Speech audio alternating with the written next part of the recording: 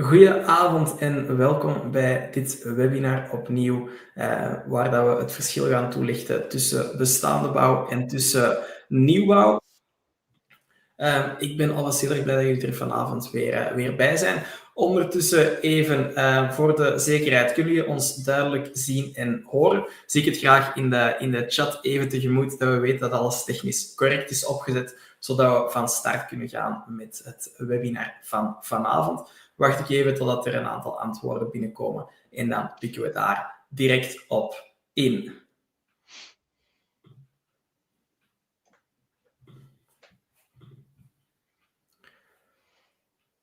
Ik zie hier al een aantal mensen met ja stemmen voor vanavond. Dus dat is goed om te zien dat je ons duidelijk kan horen en zien. Vanavond gaat het webinar ook grotendeels in het Engels gaan plaatsvinden, omdat we dit presenteren samen met Ludovic. Ludovic is projectontwikkelaar hier in Spanje, is dus Spanjaard. En vandaar dat we een heel groot gedeelte van vanavond in het Engels gaan voorzien van de presentatie zelf.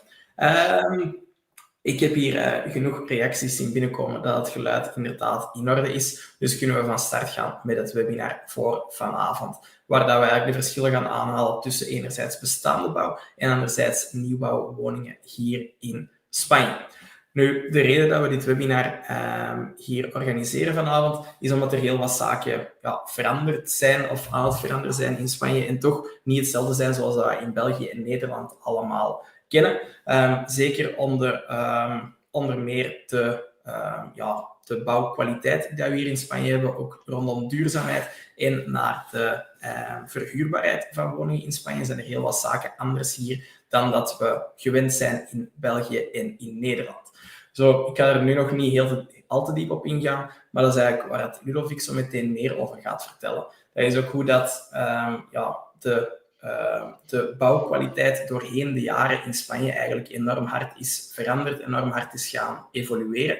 Waar ze bijvoorbeeld voor 2013, dat toen in Spanje was men vooral bezig met zoveel mogelijk kunnen bouwen op zo kort mogelijke tijd voor de toeristen, waardoor ze eigenlijk naar duurzaamheid, naar bouwkwaliteit, naar materialen toe heel erg weinig hebben gekeken. En dat daar die duurzaamheidsfactor eigenlijk meer een luxe object was, een luxe add-on, maar geen standaard toepassing daarvan. Totdat in 2013 en 2019 vanuit de Europese Unie er heel wat rondom duurzaamheid gepusht werd, waardoor dat ze de technische bouwcodes in Spanje zijn gaan aanpassen. Enerzijds in 2013 echt naar die energiezuinigheid dat ze zijn gaan toepassen en in 2019 naar nagenoeg energie-neutraal wonen. En vandaag zijn daar nog heel wat regels, een heel andere manier van bouwen dan dat andere woningen bijvoorbeeld van voor 2013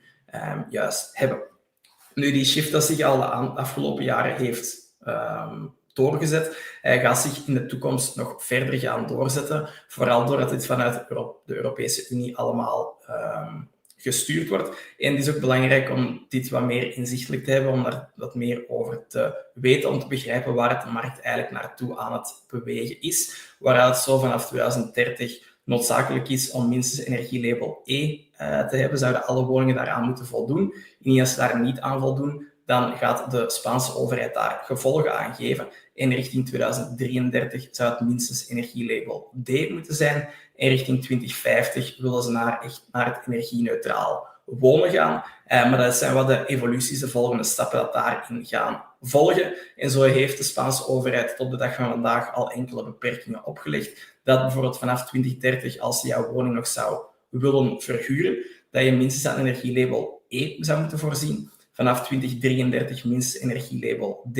En ze zijn nog bezig met andere voorstellen dat je eventueel de woning, dat die zelfs onverkoopbaar zou worden naar de toekomst toe.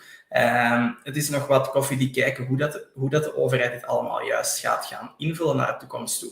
Maar wat dat wel zeker is in heel dit verhaal, is dat eigenlijk de eerste mensen die het getarget worden hierin, dat voornamelijk de investeerders zijn, de mensen die dat een tweede verblijf aankopen in Spanje en dat daar de regels eerst voor gaan gelden, omdat de overheid ook vooral zijn lokale bevolking ook nog wel wilt gaan steunen en wilt gaan bijstaan.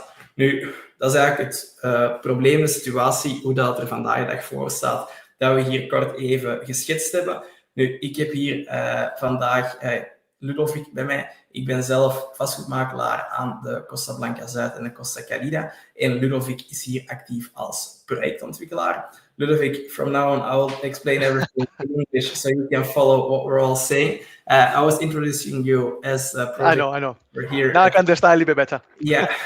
Costa Blanca South, Costa Calida, and you're here to help me explain everything to the people about the difference between resales or older properties and how everything is constructed today. Anything else, Ludovic, that I have to tell about you before we start everything? Anything that you want to tell to introduce you before we start with the rest of the presentation? No, for the little parts I could get from what you were saying, you were right. I mean, I've been on the business for 6 years, working on Costa Blanca and Costa Calida. As Grupo Vermel itself is been working for 10 years under the brand that it has right now, Vermel. Yeah, and I'm here to help with all these points you've been mentioning. We're specialized in new build, so this is pretty much what we're doing all around the area, not only properties, but also commercial spaces and even renovations, even buying structures that were left back in the 2008, buying those structures and renovating it to provide more affordable properties to Spanish people. Yes, no, great to hear. I think you can move the slides yourself. Yep. So Sure. whenever you're ready, we can hop in. I think first that we're going to explain, you're going to tell a little bit more about how the market is different now as it was compared to a couple of years ago. Now, to be honest, well, the markets itself in new build, not even new build, but everything itself, from COVID is booming, to be honest. We have felt massive increase in sales because the high demand we're having after COVID due to especially the exterior spaces now, the fact that it's possible for everyone to, not everyone, but a huge amount of population to work abroad, those people that can work from home, or people that after filling that restriction of staying at home during months, now having the possibility to buy a new home, their own holiday home in Spain, it's been feeling very, very busy for us due to that. In this case, if we talk about the differences between the properties that were built before 2013 and the properties that are being built now, there's a massive difference. I would say over 80% of the properties built in Spain all around are built, all of them were built before 2007 during the bubble, the real estate bubble we had over here. During that time, the restrictions in Spain were not as much as it was in the rest of Europe. That's something that got more restricted from 2013. That's the main difference, that's the reason why so many properties in Spain are having those energy rates EFG. It's very difficult to find properties that old with higher rates. And how does it come that Spain was so late in the transition to having better energy neutral properties than the rest of Europe?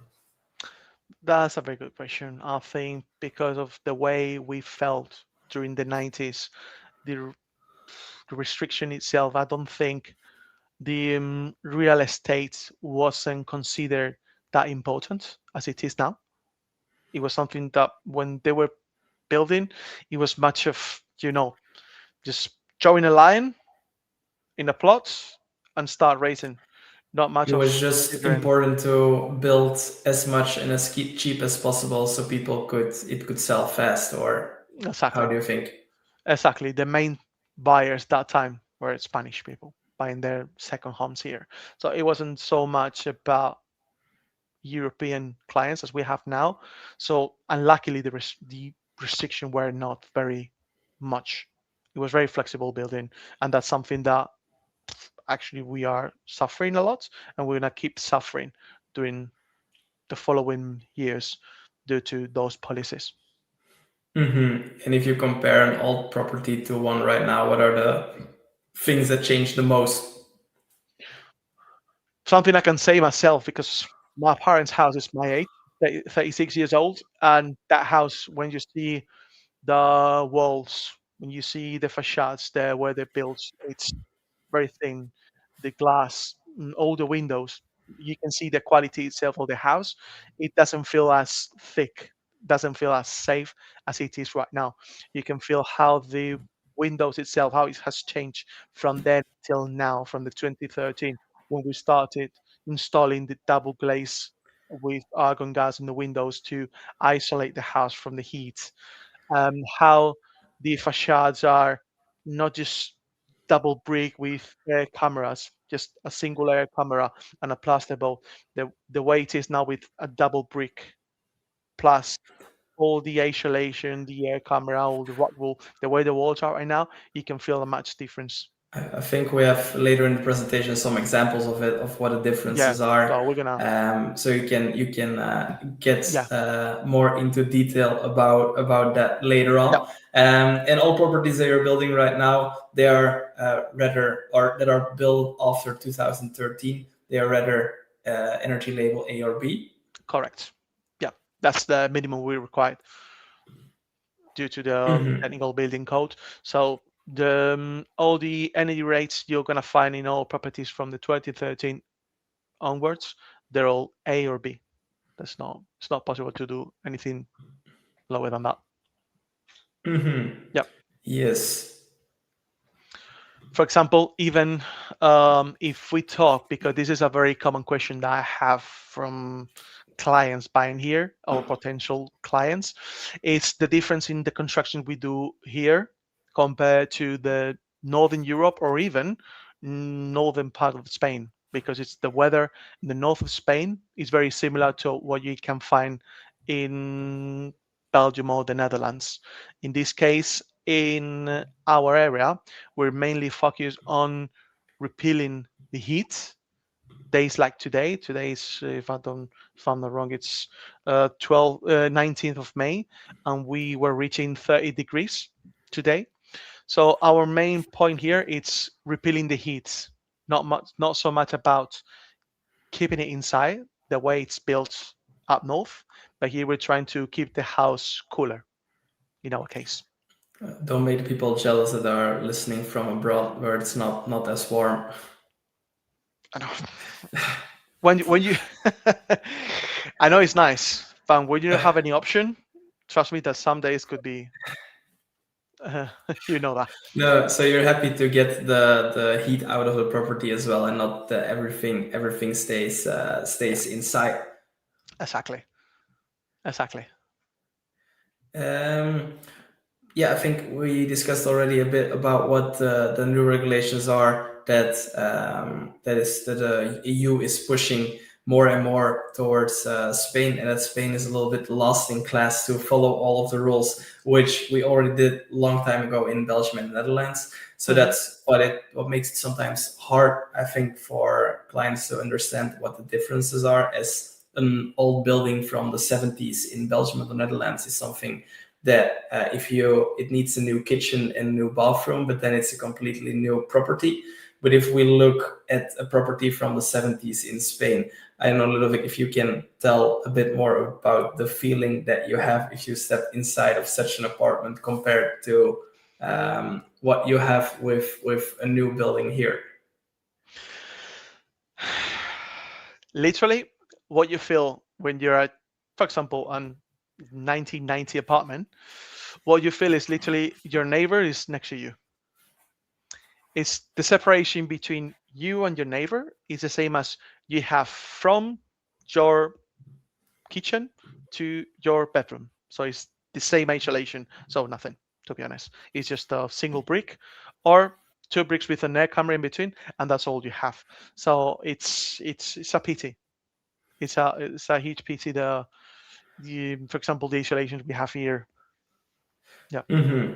Yeah, I think that's a small example of a lot of things that you Yeah. notice when you step inside such a property. But maybe also as well, what are the main advantages for people that are, or what makes an old building still interesting for people to invest in or to buy? That's a good question because the existing properties, all the existing properties, have the advantage of being built on most of the times in the best places, city centers, frontline sea. They have actually the hottest points in the best places, in the best towns, the best cities. All the properties are built already there.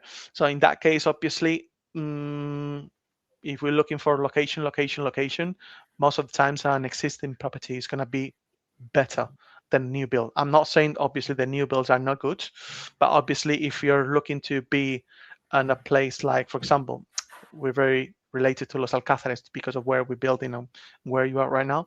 If we talk about Los Alcázares, the whole town center is around 50, 60 years old at least. So that's the main difference. That's the main difference, the main advantage of it. It's true that obviously it has its own disadvantages and risks, which means the isolations, the houses, as I was saying before, is not as good as what we're doing right now. For example, the electricity, it's not very efficient the way it's been arranged. It's even in some places when you buy the house, you're gonna be having a look. You're gonna have to do a whole inspection of the electricity because you can see many faults on it, or even plumbing. Pipes that were used before are not as good as they're used right now. The materials that were used before could be even rusted or too Okay. thin. So it could be a problem. That's something that it needs to be mm, taken care of. Obviously, if you find a good bargain, is a property that is quite good to buy and flip. If you know how to do it properly in Spain, it's a very good advantage. Buy an old property just to renovate it and resell it. So just to clarify, it's mainly the location that's quite interesting with the old properties. Yeah. But I've been looking to buy resell myself in the past.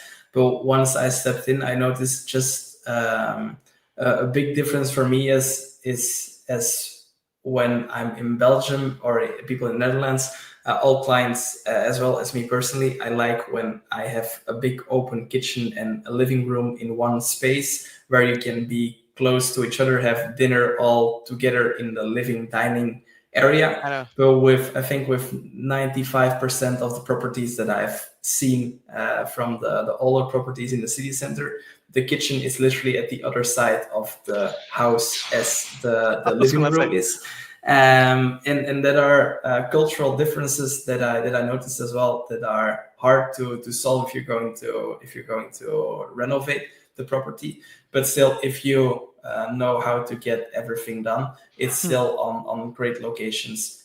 But you need to take some risks to get everything done. And Mhm. to yeah, you never know upfront what you're all going to see, all going to notice Yeah, in the I know. property once you start renovating it.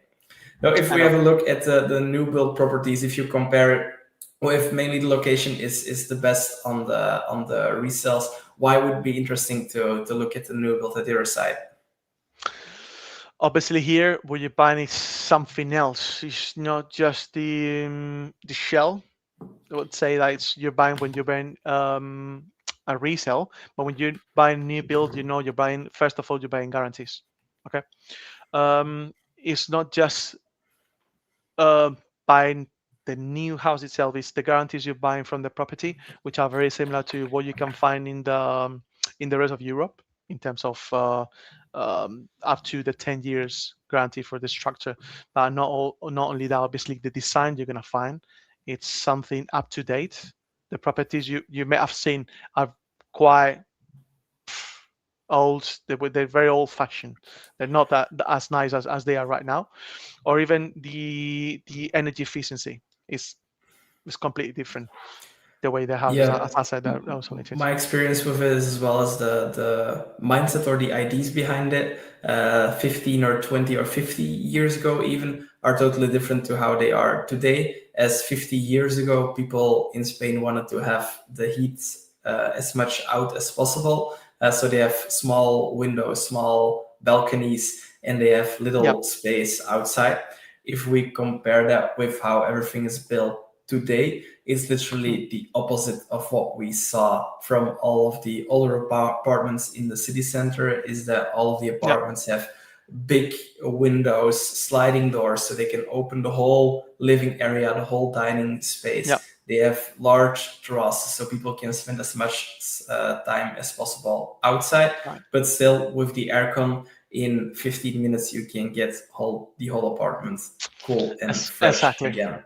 Exactly. That was the idea when it was built before. So the efficiency of cooling the house wasn't as good as it is right now. There were a lot of leaks, so you know that as soon as the aircon was off, in 10 minutes the house was boiling again. So that's why there were not so many windows. The houses are quite dark. There's as many as less windows as possible, just to keep some ventilation, and that's it. It's not the way it is now, or the way it's been always in Belgium and the Netherlands, where big windows to have all the sun coming in. Here we have that now because of the isolation efficiency. Mm-hmm. Yes, and for who would you say, for which people would you say a new built apartment would be more interesting than to look for in a resale? To be honest, bearing in mind the prices we're having nowadays, I think it's something that for it's not just for a premium client, but bearing in mind for everyone. It's quite important for everyone to keep that in mind, because when, as I said, when you're buying something like this, it's not just the guarantees you're buying, but everything else that could be implied in the property. So this is something quite interesting for someone that is looking to be, mainly because it's not so much in the town center, to be more on the outskirts. So it's in a more residential area, more quiet, something more like that. Or even places like golf places, where we know that there's plenty of space to build around golf places, where we have quite nice views. It's quiet, and again, we know it's modern.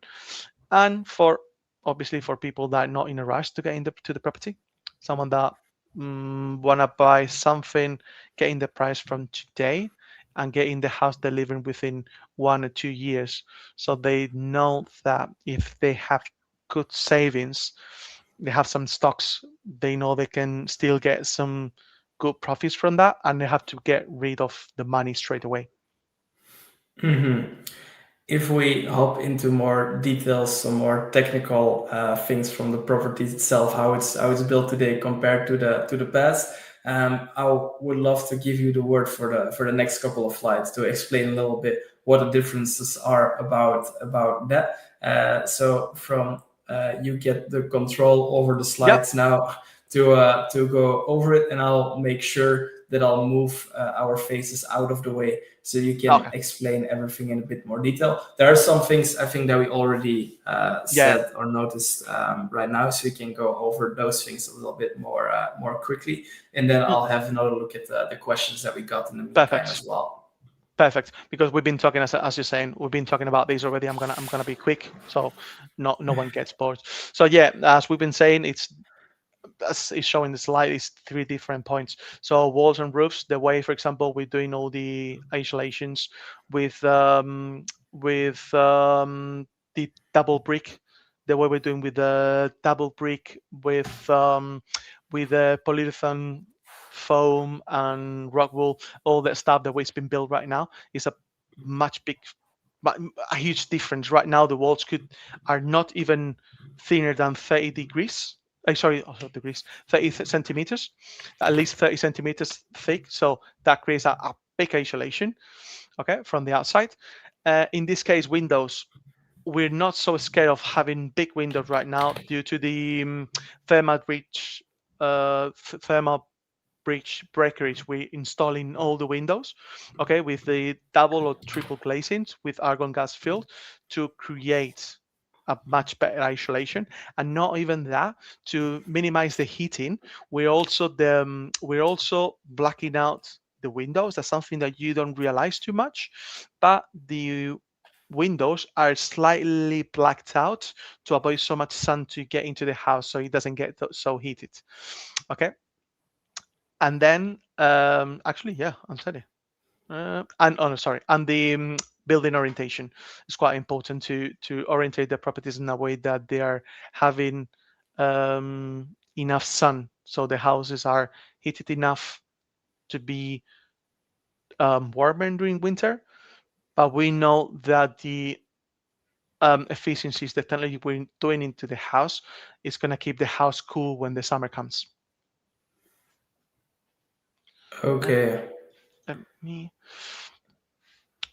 Then, for example, if we talk about some other differences, as we've seen over here, the aerothermal energy, which in this case it's the way that that's connected to the mechanical ventilation that makes a double flow.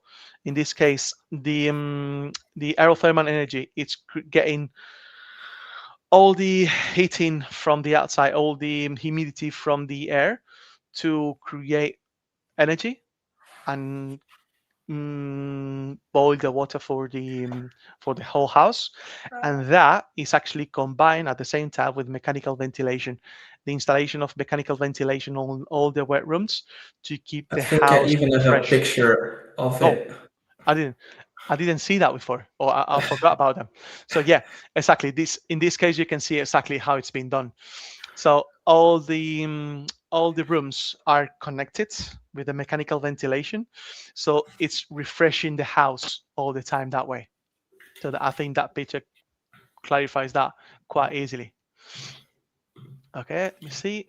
Yeah, and then obviously solar panels. That's something quite basic that everyone is asking nowadays, because obviously the self-consumption is something up to date. People are asking more and more for solar panels, obviously lowering the bills. Do you have And any idea why in Spain barely any people have solar panels, and in Belgium and Netherlands everyone has it, but the sun barely shines? politics. We had, I don't remember exactly the year, but we have a president, we have a party before in the middle of the, I think it was around 2012, 2013, that they placed what we call is the sun tax. So people connecting to a solar panels were paying taxes, extra taxes, because of their own self-consumption. So that was something that was getting people away from getting solar panels, because they, apart from the electricity they were consuming, obviously it wasn't as much as being connected directly to the network, but they were paying a solar tax for having the solar panels. That's Okay. the main reason. So because of that, it was against the European law. So obviously that was avoided later on. But people that had paid their taxes, if they didn't fight for the money back, it was on. That's the exact opposite of what happened in Belgium and Netherlands, where they subsidized it all over I know the place, so everyone got it. that changed. I think before 2020, they changed that policy and they started funding people having solar panels. That was quite I late. think this is the picture you tried to explain Yep. in a couple of minutes ago already. Maybe Yep. you can go over it about the different layers that you have in between buildings with first of all outside walls, but Yep. also inside walls between neighbors. Exactly. In this one, for example, the one in the picture would be the outside wall. So in this case, we're talking about a 13 centimeters brick. Okay. Following then with the polyurethane foam, which is spread all around, which is, if I'm not wrong, it's the same and in Northern Europe. Then the rock wool layer that goes after that, and then the modern plasterboard that would be. making all those around 30 centimeters. And then between properties, in this case, if we talk about semi-detached or apartment, Apartments, yeah. it would be, first of all, is a 8 to 10 centimeters brick, right, in the middle. Then it would be um, the rock wool between both, and then the plasterboard. And if you compare that with a property from before 2007, what of these components does that property have? It just to have more or less double brick with air camera in between, and that was all. And barely anything in between, double brick and some Air. empty space. Yeah, just Air. air. Yeah. Okay. Uh, uh, and that's the It's a big pity, but it's the difference truth. with now. I mean, I know I'm not talking well about it, but it's just the truth. Yes. I don't know if we spoke about the windows before already. Yep, exactly. This is what I was saying. So this is what I was saying about the thermal break. So the window is divided in two different pieces that are not connected directly. We have the thermal breach breakage in the middle, so that way the heat from the outside is not transferred to the piece inside. That's the way it's been built, and obviously in between double or triple glazed. In between with the argon gas filling. And as I said before, that's why it says here, the specialized coating is just to black out the window to avoid so much heat inside. Perfect. That's good to hear, to have no thermal bridges inside of the properties that way. Then if we talk about numbers, what are the differences in prices and also in renovation costs between new builds and resales? Resales, as easily you can get 20-30% lower price compared to new build, but you know that the risk you can get there, it's unpredictable because you never know exactly, unless you get a proper inspection with a specialist, you never know what you can get inside. When obviously you're renovating the property, it's when you start finding all the problems in the house. You never know what's going to be happening with the plumbing. If there was something hidden in the house, actually, that's something I found myself. The one when I saw you that renovating my kitchen, do you remember? That's something I Yes. found in my own floor. It was covered, I didn't see, and then the plumbing inside was around the kitchen. It was even worse. So that's something that you never know. You're estimating a cost, and you know that most of the times you're going to be over that cost because of all the hidden problems that compared to the new builds. Obviously, when getting new builds, you know what you're having. Obviously, it's you gain the whole qualities report of the property has been built. You get updates all the time, and obviously before delivering the property, you get your own inspections as well. So it's completely different. You know for sure that the maintenance of the property is gonna be almost zero compared to resell. Yeah. Yeah, you just spoke about that for with resales, there's always something to take in mind, something unforeseen problems that happen. Are there possibilities to have a technical inspection of the buildings here in Spain to have an idea about the issues, the problems, and in case that that person also didn't see any of those problems, that he is responsible for the mistake that that person made? Is that something that happens in Spain too? Yeah, that's something we changed that culture from what it used to be before.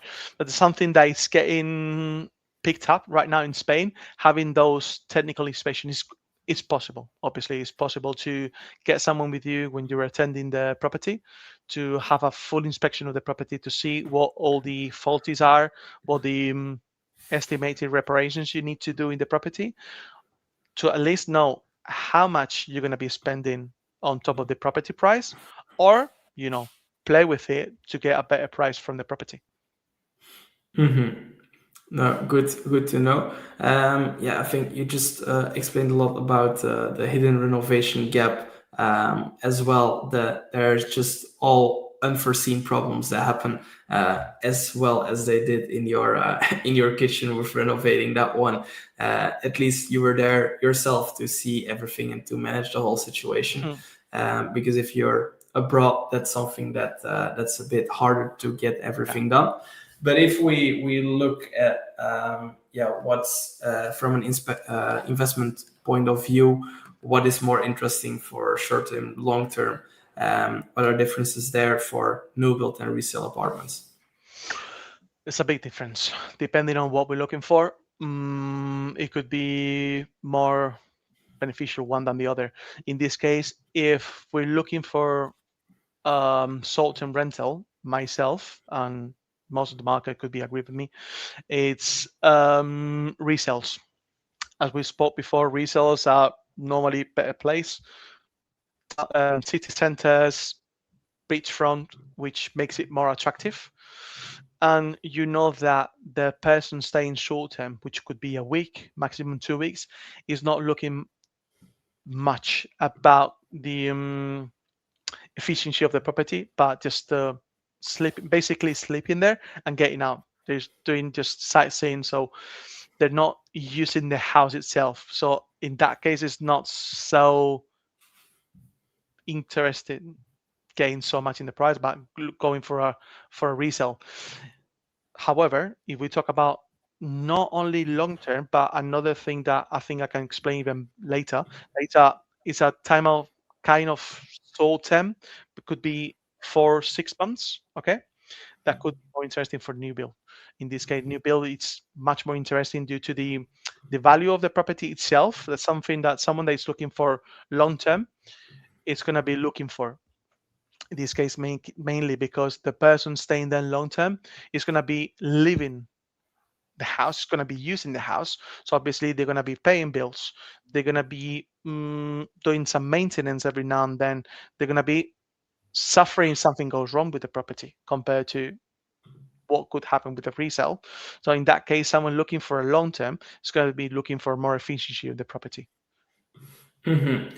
With just for explaining it to everyone that's listening, with the long-term rentals, ik ga het in het Nederlands even snel doen, met de lange termijn, bedoelen eigenlijk meer de middellange termijn. Dus mensen voor 2, 3, 4 maanden ergens een woning huren. Eens dat we gaan naar mensen die ergens komen wonen of een vaste bewoning, dan zitten we weer in een heel ander juridisch stelsel dat we dan komen kijken dat eigenlijk veel minder interessant is. Heb ik eerder al een webinar over gegeven samen met onze advocaat.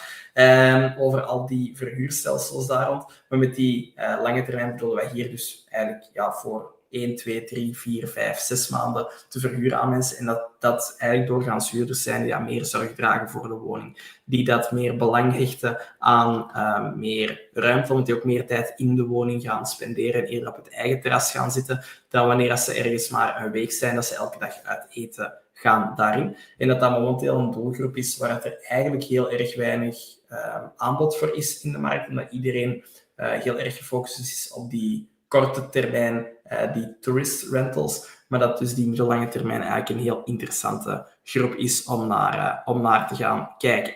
Ludovic, we make a small gap in the presentation towards the pitfalls that we see with buying a property right now in Spain.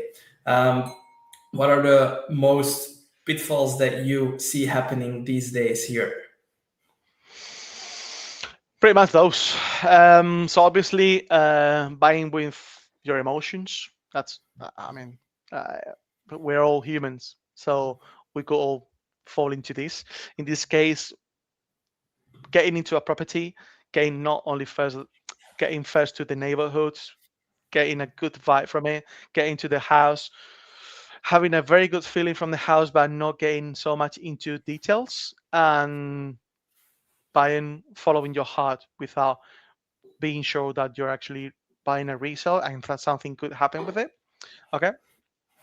Obviously, another one would be, as I said, even bearing in mind my case, buying a house that you were expecting some renovation costs to be on top of the property price, but then suddenly finding some unexpected extra cost that could get you over the budget. So that could be quite, you know, hard to follow. You never know, even in that case, that even if we talk about, for example, problems with the bills because you're considering certain costs from all the bills, and then suddenly because of the efficiency of the property being quite poor, you're going over that. And then obviously buying a house that needs so much renovations that once you realize about the regulations that because they're getting so tight, getting into troubles to get a property on point. If you're looking for a property that could be already on a EG or F, any rate, and then being quite difficult to sell it from the 2030. Yeah, I think it's important to take in mind I know it's an expression in Dutch, but I don't know if it makes sense in English. But the knife cuts at both sides. In the first place, with a new build, you pay more upfront, so it's a bigger investment to get a new fully done property in the first place. So it's hard in the beginning. But then you're quite sure for the next 20 years or for the next 10 years that you don't have a lot of things to do with the property. Everything is done correctly, everything is new, so you don't have a lot of maintenance. If you buy a resale, you can get it way cheaper right now, but you have to take in mind that you literally have to make more investments in the next couple of years. First, if you want to rent, it's important to get it done immediately. If you want to or just do it for own uses, the renting is not that important. You have to get it done after a couple of years to be in to get it towards the how to say rules from the European Union. You can find the words. I was looking for the words in English. I didn't even come up with it in Dutch. But that you have some more time to get it done, but it's a cost that you have to make because otherwise your property might be not sellable anymore in the future. So it's just you spread it in time.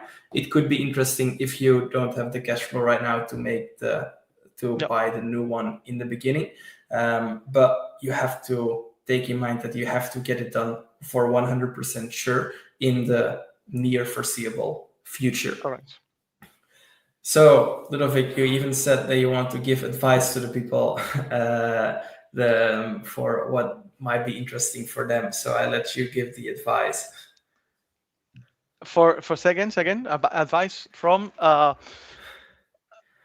It's the advice that you gave to me to put in the presentation for today. That people that you strongly advise to avoid F and G ratings as it's a big gap, and it's not always as easy to get everything done towards the new rules or how you should get it done in the near foreseeable future. If you find it a property on the right location in the best spot and that it's just a deal you cannot miss, then it's of course still interesting to go for it. If you can have properties for a price that is a good deal, then you for sure have to go for it. If you don't want to have any insecurities about the property and be more certain, then something new is just the easier way to invest. And for sure, when you're 2,000 kilometers away, it's just easy to look at it from that point of view, that you can have a property that is done and where you don't have anything to worry about in the next couple of years. Exactly. Because how do you see the market evolve the next years, Ludovic? This is something that is not gonna stop. It's not gonna get stopped, to be honest, because the high demand we're having is gonna make the prices to keep going up. So that means it's not only going up for new build, but also for resales. Because bear in mind that the new build properties are getting more and more expensive. Obviously, people are going to start changing for resale. But as I'm saying, bear in mind that the regulations are getting more and more strict in the following years. Buying resale could get more troubles than people expect, to be honest. So it's much easier just getting a new build property straight away. You know for sure that the um, the guarantees you're having from it are basic. You know that obviously not every time, but we have a lot of clients that always considering Spain as not being as up to date as it is in the rest of Europe, while it's not true. Actually, the qualities we're doing in Spain right now are the same, and even for certain things, are even more advanced than in the Northern Europe. So it's important in that case to keep that in mind, that what you're buying out in here, when you buy a new build, you know you're buying quality. Yeah, and I think that's getting more and more important towards the Mm, future. That it's yeah, like we write on the slides, it's the new baseline. It's not the luxury add-on as where we started in 2007, but it's getting exactly, the new baseline for the next couple of years. And exactly. properties that aren't foreseen for those new standards, they will be get out of the market, or we will have some issues with them. They will have loss of value. They will, if you want to sell it, you have to do it as a discount. And Yep. even the government, we don't know yet how they're going to do penalties, maybe for properties that are not in according to the rules of EU. But there are things that you also have to take in mind that might come in the next couple of years, Yep. as the rules are changing right now. So if we can end and conclude the whole presentation with if you're or choose for new build, if you are looking for something for peace of mind in the first place, looking for a place that you can enjoy and that's not going to be stressful with all of the issues, all of the problems that might happen if you Resell. go for a resale. On the other side, if you choose for a resale, if you can find something in the right place in the city center, in a location where there's nothing new that can be built, but also when you have a network, or you can get everything done, everything fixed yourself, and to make sure that you have still some budget left to get all of the other things done. And as we follow the advice from Ludovic, avoid the properties that are G rated or F rated, because that's going to be very, very hard, depending on the type of property that you're facing. But for sure, with apartments, it's always a bit harder, as you're with a whole building, and you have neighbors that you have to take in mind. There are rules you have to follow, and you cannot do everything according to how you want to get it done. With villas, it's a bit easier, and you are a bit more flexible to get that done.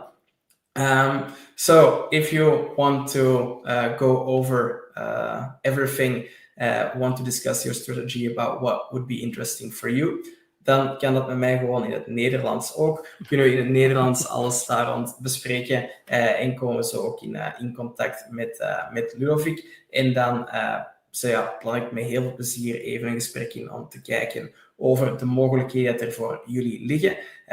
Je kan een gesprek inplannen. Normaal hier rechts bovenaan zie je nu de knop verschijnen dat je een gesprek kan inplannen om even dieper in te gaan op jouw situatie, waarbij we gaan kijken welke locaties interessant kunnen zijn voor jou. Zie je het als investering? Is het meer voor eigen gebruik? Waar het de mogelijkheden op de Spaanse vastgoedmarkt voor jou zoal gaan liggen. Als er nog vragen zijn specifiek voor Ludovic over de bouwkwaliteit en hoe dat de bouw hier ineen zit, dan zie ik die graag nog in de chat verschijnen en dan pikken wij daar zo meteen nog even op in. Anders wil ik hier graag nog heel even eindigen met het beeld van Ludovic, van eigenlijk hun laatste project waar ze nu mee bezig zijn. Eigenlijk een heel erg mooi, zowel villas, appartementen. Ludovic, I think you know which picture I'm showing right now. Yeah, the same as I have with me here. So, yes, exactly the same from another point of view. Waar zij in Los Alcaceres aan het bouwen zijn. Nu ook met allemaal villas, appartementen, bungalows, eigenlijk een hele reeks van types van woningen. Je ziet het strand op de achtergrond liggen, waar ze in Los Alcaceres eigenlijk wel nog het geluk hebben om te kunnen bouwen op interessante locaties, eerste lijns rond de golf en op wandelafstand van het strand en vlakbij het centrum van Los Alcaceres zelf, waar je wat een combinatie hebt van enerzijds de rust, de ruimte en het uitzicht en alle faciliteiten die dat heel erg dichtbij daarbij liggen. Ik ga even kijken in de chat, want hier zijn momenteel verder nog geen vragen meer binnengekomen. Dan wil ik jullie heel erg bedanken voor vanavond. Ludovic, thank you very much. Is there a last thing you want to say for tonight, for ending the presentation? Just thank you everyone for attending. To be honest, for me, it's the first time I'm doing something like this with someone else. I did one before, like a month ago, for our company. So sorry if I wasn't very clear for certain things because I've been feeling a bit nervous. Sorry, but it's been quite interesting. It's been quite fun. It's been great. You did a great job, and we might do one in the near foreseeable future when new things are popping up about the building part in Spain, so we can give some more detail and information about all things people should know and how properties are built in Spain, and the advantages and disadvantages from all of that. So, thank you very much. Thank you. Thank you very much. 2 weken staat het volgende webinar gepland. Ik denk, als ik me goed herinner, op 2 juni met onze hypotheekmakelaar over hypotheken in Spanje. Hoe dat juist in zijn werk gaat en wat daar de mogelijkheden juist mee zijn. Daar zijn jullie ook van harte welkom om dit mee te volgen. Ik wil jullie alvast bedanken voor vanavond en tot de volgende. Tot ziens.